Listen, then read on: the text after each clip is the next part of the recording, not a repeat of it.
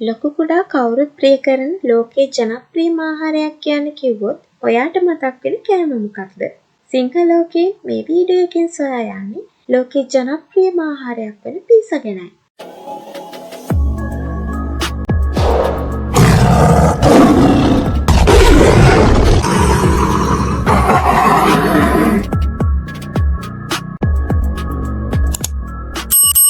පීසාවල ඉතිහාසය සොයා යන විට ආරම්භයේදී එය පාන් පිටි වලින් සෑදූ නිකන් රොටියක් පමණක් වූ අතර පැරණි ඊජිප්තු, ග්‍රීක සහ රෝම ජනතාව විසින් ඖෂධ පැළෑටි සහ ඔලිව් තෙල් ආලේප කර දර පූර්ණවල පුච්චාගෙන ආහාරයට ගෙන තිබෙනවා.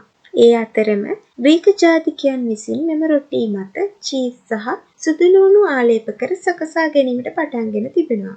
පසුව 18 වන සියවසේදී ඉතාලියේ නේපල්ස් නගරයේ තමයි අද අපි දන්නා පීසාවල ආරම්භය සිදු වී තිබෙන්නේ. කාර්යබහුල වරාය නගරයක් වන නේපල්ස් නගරයේ කංකරු පන්තියේ ජනතාවට සුදුසු වන ලෙස සැකසූ රාබ සහ රසවත් ආහාරයන්ගෙන් පිරී තිබුණු අතර පීසා කියන්නේත් ඉන්න එකක්.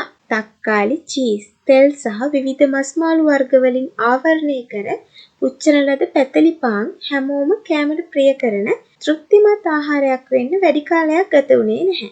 ඒ වන විට ඇමරිකාවෙන් පැමිණි තක්කාලි යුරෝපයේ සාපේක්ෂව අලුත් අමුද්‍රව්‍යයක් වූ නිසා බොහෝ යුරෝපීයන් මුලදී තක්කාලි විෂ සහිතයයි සිතා බිය වුණත් නේපල්සි ජනතාව තක්කාලි යොදා මේ රසවත් පීසා සකසා තිබෙනවා. ඉන්පසු 1889 දී ඉතාලියේ පළමු වන උම්බර්ටෝ රජු සහ මාගරීටා රැජින නේපල්සි සංචාරයකට ගිය අවස්ථාවක රැජිනට මෙම ප්‍රසිද්ධ දේශීය ආහාරය රස විඳීමට අවශ්‍ය වූ අතර රෆායෙල් එස්පොසිතෝ නම් සූපවේදියෙක් ඇය වෙනුවෙන් විවිධ රසවල පීසා 3ක් පිළියෙල කර දී ඇත.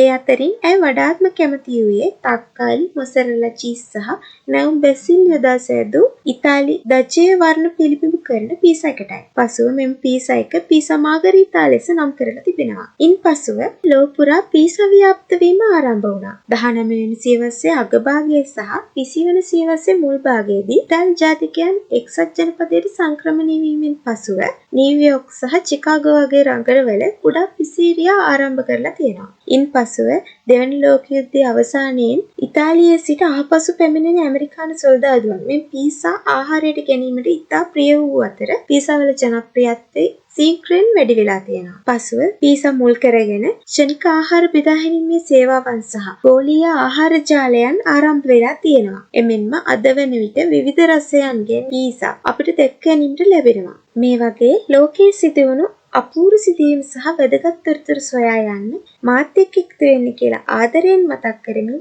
මේ වීඩියෝ එකෙන් සමුගන්නවා. සුබ දවසක්.